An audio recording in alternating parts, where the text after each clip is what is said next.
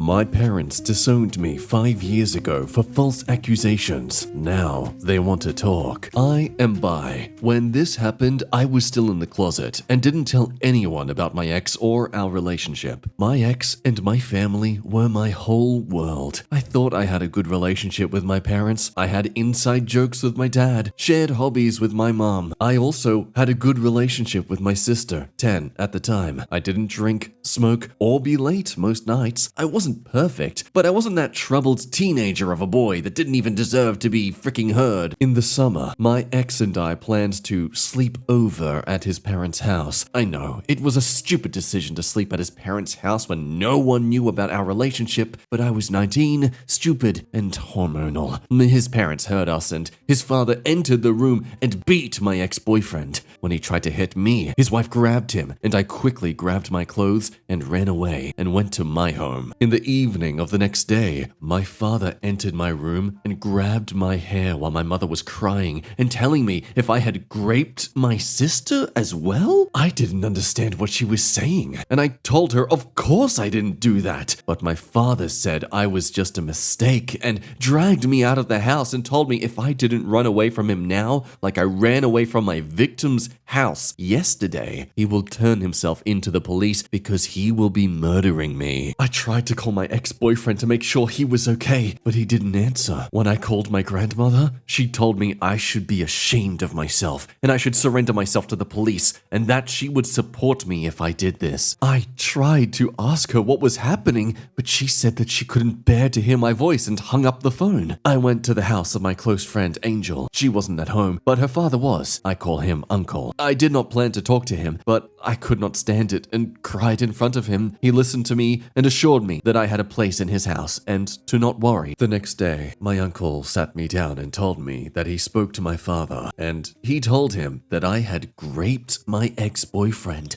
and forced him to do things he didn't want to do. Had it not been for his parents discovering us, I would have continued to do so. I was shocked and showed him the messages that were between us. I don't remember what happened, but I was crying hysterically, and Angel was holding me and my uncle calling the ambulance. After I got out of the hospital, we spoke with a lawyer and reached an agreement with my ex-boyfriend that he would confess to my family that it was a lie. Otherwise, I will file a defamation case. All the evidence was against my ex-boyfriend and he accepted, but it wasn't enough for my parents because they sent me a legal disowned letter. Now, a quick thing to note in case some things don't technically sound right as wording, English is their second language. I will spare you from the details, but know that I am fine now. 2 days ago, my parents sent me a long message asking to talk. They said my sister died and they wanted me at the funeral on Friday and to talk. I told them to get lost and to give the funeral location. They told me either I talk to them or they won't give me the time or location. I want to see my little sister, but I don't want to see my parents. The thought of them only makes me sick. What did I do wrong to deserve this? Be gay? To clarify, my uncle is actually my friend's father. I call him uncle out of respect for him. He isn't related to my family and doesn't know anyone except my parents. So, right from the get-go of the first post, things have started out pretty hot and heavy. At the time, there was some top advice from a mortician themselves. Not all families get along. You could call the funeral home and arrange a private viewing just for you. We have done this in the past and set up a secret time for the person to view and grieve in peace without other family members. Everyone has a right to grieve. The funeral home should be more than understanding. More argued that, yeah, this is them blackmailing and proof they haven't grown or become better people in the time apart. An even darker theory about them is that there's a chance that there won't even be a grave. They could have had her cremated and keeping the urn as some sort of like bargaining chip.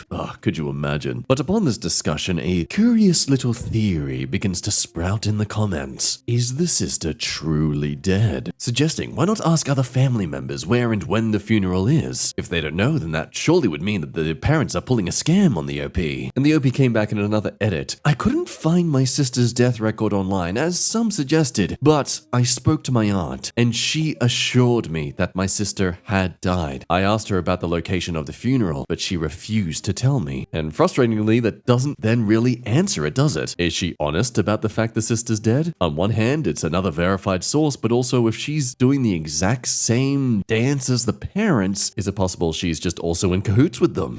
Well, we find the answer 10 days later. And just to clarify in this update, they'll be referring to their relatives by U and A. U for uncle, which is their biological one, and A for aunt. However, they'll still be calling their friend's father uncle. So I'll do my best to best translate this for you. They also reiterate some of their answers to some comments in the previous post, most of which we've already gone through in their edit, but some more details from what their family members told them. After asking their biological uncle and auntie, uncle told me that he doesn't want to be in a family fight.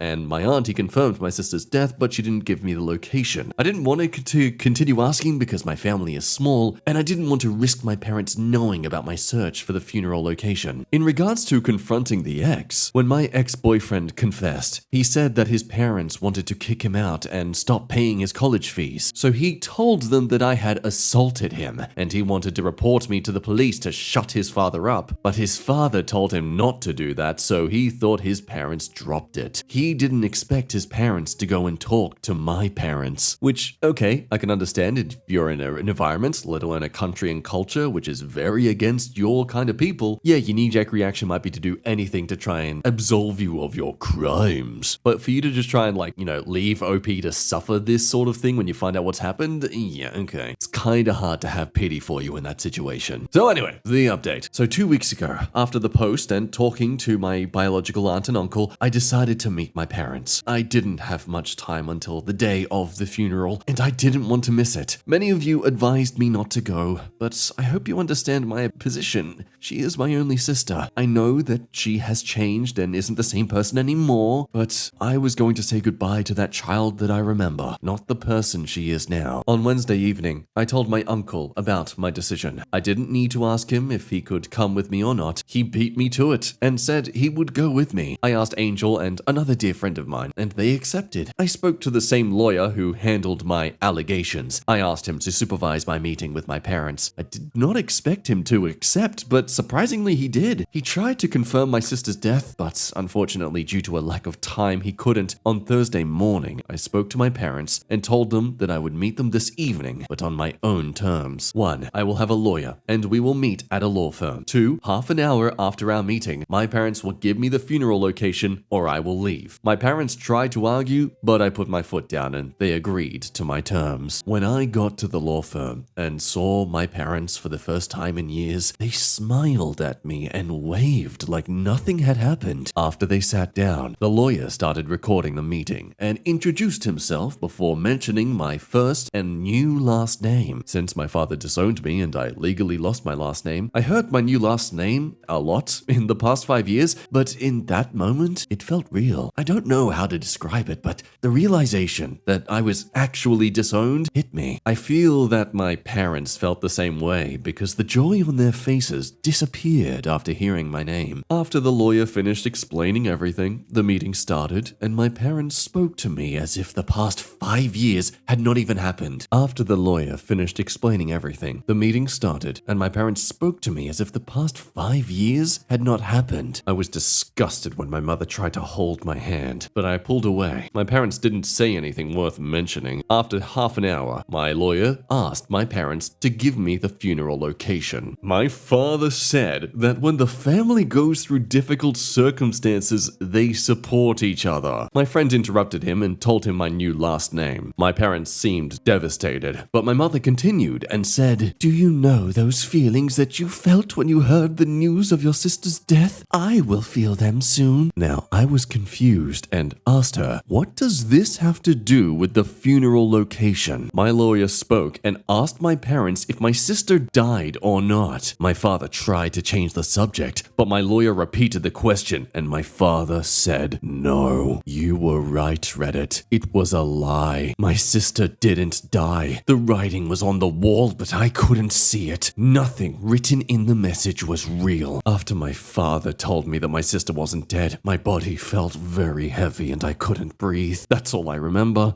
I was told that I looked like a ghost. My lawyer tried to talk to me, but I didn't respond. So we decided to end the meeting, but my father objected and started yelling at me. I tried to run, but I fell and started vomiting excessively before I passed out on the floor. I feel like an idiot. I can't believe I fell for this lie. I kept telling myself that my parents wouldn't lie to me about this. We're not in a TV show or a movie. I kept telling myself that my biological uncle, who hates family drama wouldn't get involved in something like this. I can't believe they did this to my sister. For goodness sake, I am their son. When my dad told me that he was going to kill me, I never thought he would do it. But now I'm not sure. I don't know who my parents are anymore. I don't even know why they lied. After the meeting, they sent me a message asking if I was okay. They didn't apologize or even give me any explanation whatsoever. I filed a restraining order against my parents and anyone who's involved, including my biological uncle and auntie. Some of my relatives contacted me and swore to me that they had nothing to do with what was happening, and they thought that my parents were going to talk to me about my grandmother's illness and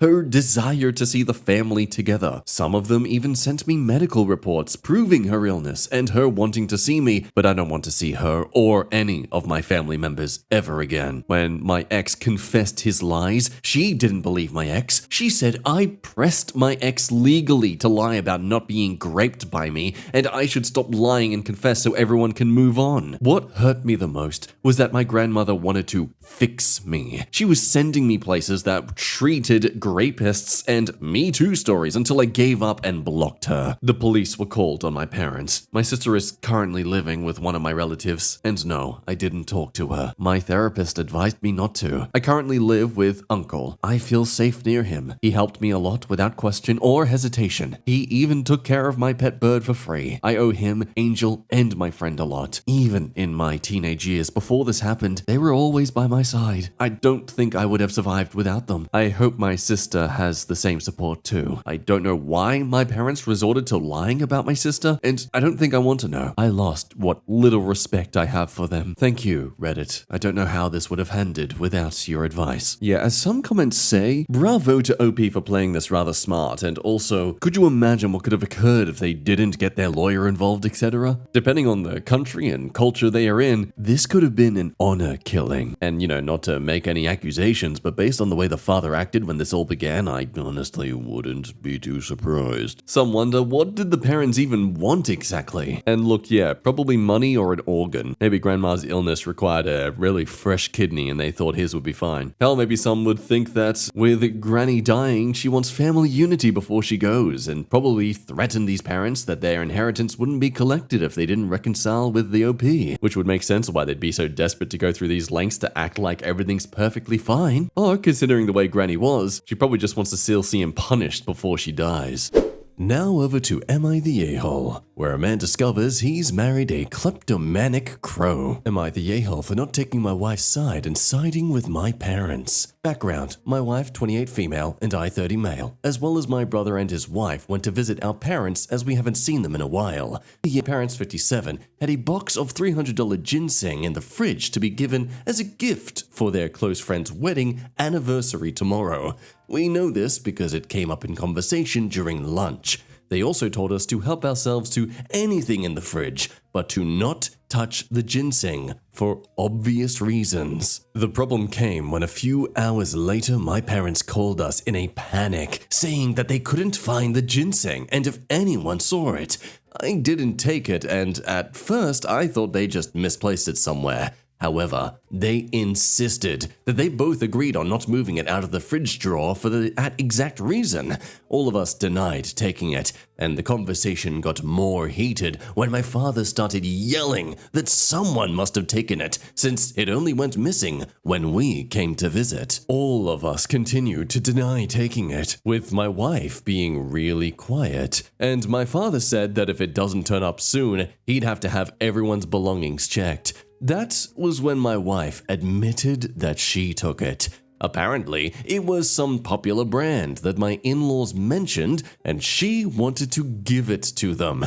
And she thought that no one would notice since it was in an inconspicuous place in the fridge. Gotta love that defense. Oh, you just don't understand, sweetie. I was only disrespecting your family's hospitality because I thought I could get away with it. Yes, that's the boundary I've set here. I believe the bar is allowed to be that low in my level of respect for family. My mother-in-law later called and said my parents overreacted over such an inconsequential thing and screamed at me that I was an a-hole for not defending my wife. The thing is, in my opinion, it wasn't a small thing. My wife literally stole hundreds of dollars from my parents and tried to lie her way out of it. While I agree that my parents shouldn't have started yelling and accusing us, I feel like my wife was in the wrong for taking the ginseng in the first place. This situation has caused a lot of friction and we haven't been speaking since coming home.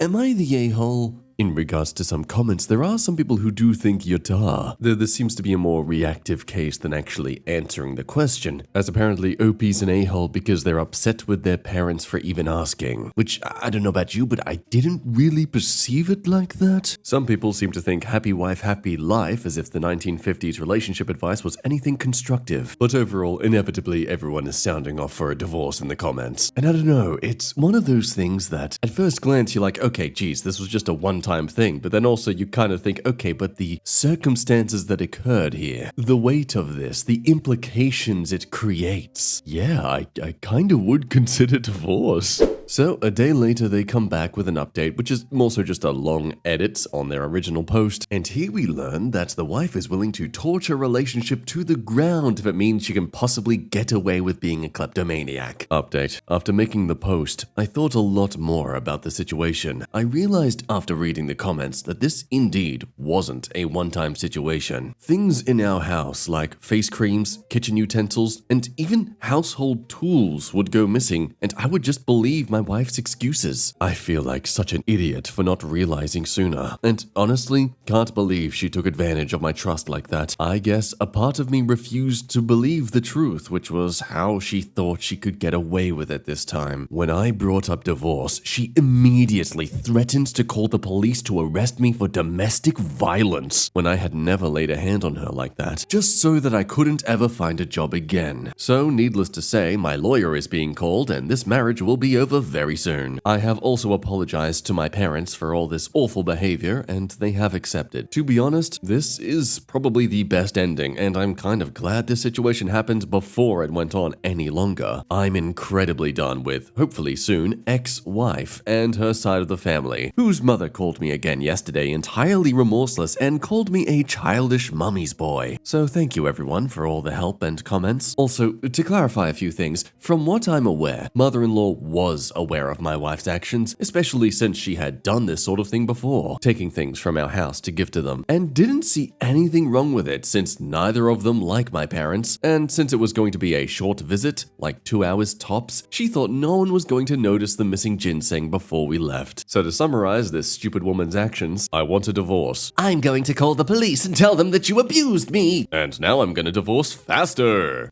This is everyone else's fault but mine. Well, this is coming from a child who stole a $300 gift right out of the fridge. Not the brightest apple in the bunch. About as sharp as a marble. You might wonder, like, how this woman thought she could get away with this sort of thing, especially if it was something that was literally being like the center of attention for that day, and a very important gift, and was intended to be given the very next day. I mean, come on, why would you steal of all things that? To which I think it is fair to say that, yeah, it's possible that because she's been doing it so long without consequences, she's just lost that more cautious edge she's more used to. But hey, end of the day, if she wants to call the police, then that's great. You can also talk to them about how she stole from their parents, which is a crime that actually happened. Now over to a disgusting story over in r/actual women who like themselves. There, I didn't say the bad word, YouTube. You can't possibly demonetize the video now. This is a story that began in Texas 12 days ago, where apparently pecking your partner at mini golf lands you jail time. But oh yes, it's the white Christians that are the victims in society nowadays. Girlfriend and I spent the night in jail thanks to a homophobe. We're devastated. So I was playing mini golf with my girlfriend. We were at a pretty crowded outdoor place, and there was a family with kids behind us. At one point, we kissed, and the mom stormed over all upset, saying, "How dare you? Disgusting! What if my kids see? You should be ashamed!" In response, I kissed my girlfriend a minute later, right as her daughter was putting. We're both so fed up with homophobia that we have a lot of anger built up and wanted to get back at her. It's not like we we did anything wrong though. The woman called somebody on the phone and they just stared at us, smirking. About 15 minutes later, 2 police officers pulled out guns and told us to get our hands in the air. My girlfriend was shaking and in tears as they handcuffed us. She's black. I can only imagine the sorts of things running through her head at this point. So I'm trying to explain to the police that we didn't do anything. They just tell me to shut the hell up. By now, I'm half sure one of us is gonna get shot. Finally, after I said for the 900th time, we haven't broken the law, one of the cops replied with, "Sexual harassment of a minor is a felony." Thinking as quickly as I could, I ask the children. They'll tell you we didn't do anything. They just tell me to shut up again, and we get paraded off the course in handcuffs and thrown into a police car. After a few hours in a holding cell, they finally let us go. I don't want to relive that experience or even talk about it here. I've never seen my girlfriend so devastated in my life. She looked like she had just gone through torture. It was like the light in her eyes was flicked off. Once we got home, she just sat on the couch hyperventilating with her hands on her head and legs against her chest. I tried to comfort her, but she smacked my hand away. I didn't get a word out of her until the morning. When she finally woke up, we got to talking. She seemed better than last night, but still among the worst I've seen her. It took a few hours of talking to calm her down enough for her to make any sense. One thing she said really stuck out to me. I thought my life was over, that I'd never get to see my friends and family again, that I'd never feel fresh air in my lungs. It was like dying while still being alive. I'm at a loss for words. This whole experience was so traumatizing. I'm just glad that I didn't realize the gravity of it while I was in that cell. The idea that I'd get sentenced for real never crossed my mind. My girlfriend was not so lucky. I just want to get this out, to tell somebody. Our parents are homophobic. I don't have many friends. I hope I can find support here. We live near Houston. It's just so bullshit. This decrepit, concaved, lobotomy presenting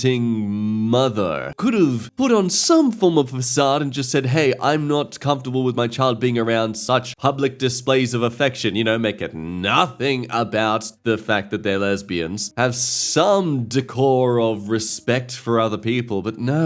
I mean, okay, even if we say, well, look, with the way this current climate is in the world, maybe you shouldn't have tried to agitate her despite yourselves being really fed up with the life experiences you have. Like, at least you didn't call the cops on her, you know? She's the one who drastically escalated the situation. Of course, you can only wonder what's going on in the police report about all this. Like, is this something that's going to be on your record? Being accused of sexually harassing minors? Well, to possibly protect themselves, in a little update of this first post, the OP says that they're going to the mini golf place first thing tomorrow to try and get the footage. Also, trying to look into getting some sort of therapist to help deal with this situation. Understandable. But you might also ponder about this whole woman just going straight on her phone, and within 15 minutes later, police turn up. Wow. How convenient for those police officers to be there for this woman. Continuing some of the conversation in the comments before we get to the update, Opie now knows that she did not call the police to tell them we were kissing. She specifically said that we were touching her kids. So at first you might think, okay, so the police were just genuinely uninformed of the situation. Well, hold on to that thought, okay? Also expressing just the horrible living standards of those jail cells, and how being a post-op trans woman, it was very difficult for them to just take their necessary things like their estrogen, as well as they were being chucked into the women's section without a second thought, you know,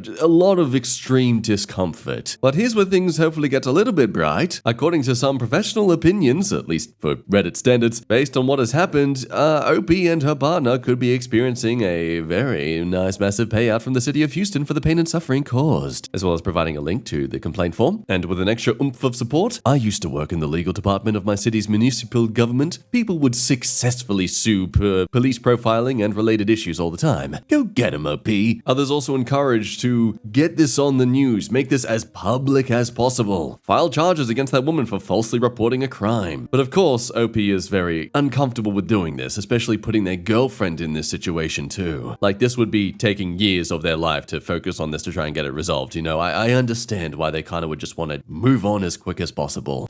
So 2 days later, we get an update where OP finds some personal information about this scummy, failed not to use condoms, Kraken. So we got the footage from the mini golf place. They were more than helpful than I was expecting. The footage comes from a good direction, so it shows the woman smirking, making the phone call, and then the police pulling guns on us. After doing a little digging, I found the piece of schmidt who did this to me on social media. Both of the officers who arrested us are following her on multiple platforms. friends, with comments on her posts going back years. They obviously knew each other, and I'm guessing that she didn't call 911, but she called her friends to do a favor for her, to scare the gay out of us or something. They knew they didn't have any evidence because we got let out, not bail or anything, after only a few hours. Just wanted to let people know that I'm trying to compile as much evidence as I can, but we're not going to take any legal action until my girlfriend has had a few therapy sessions. As right now, if she's forced to relive any of this trauma, she could have a mental breakdown. She's as close to it as I've ever seen in 16 months of dating. So thank you all so much for being supportive. I really appreciate it, and hopefully we will get through this together. Please be safe out there. And in another little short update, like God, the fact they actually think they need to do this. My girlfriend and I are switching apartments to the floor above, so that if the woman tries to retaliate, she'll have the wrong place. And man, though we criticize Reddit online a lot for being just a cesspool of dumb egos or narcissistic opinions, but man, when people come together with great advice, they do. Just the fact all these people are offering, say, go to the ACLU lawyer, lambda legal. I mean, I'm not American, I obviously wouldn't know these things in the first place, but I imagine a lot of just common people also don't. So the fact that people are just happily sharing this information to encourage this person to get some justice, it's really nice to see, you know? Hope he does comment that apparently their girlfriend's parents know somebody who works as an attorney in Beaumont. One of those. He's gonna call and talk to us tomorrow to see if he can at least point us in the right direction. So though it was genuinely a horrific experience that they have dealt with, it is nice to see there is some progress being made in retribution. I am all for the right to privacy, but you know, sometimes people just need to be publicly named and shamed. And hopefully these two police officers and that Kraken of a piece of work lose their livelihoods for a satisfying amount of time. Fingers crossed we get some good updates in the next few months, but otherwise that's where this story ends. Well, that is the end of today's video. Thank you as always for watching. Remember to drink water that's healthy for you and stuff. I love your face, and see you next time. Bye-bye.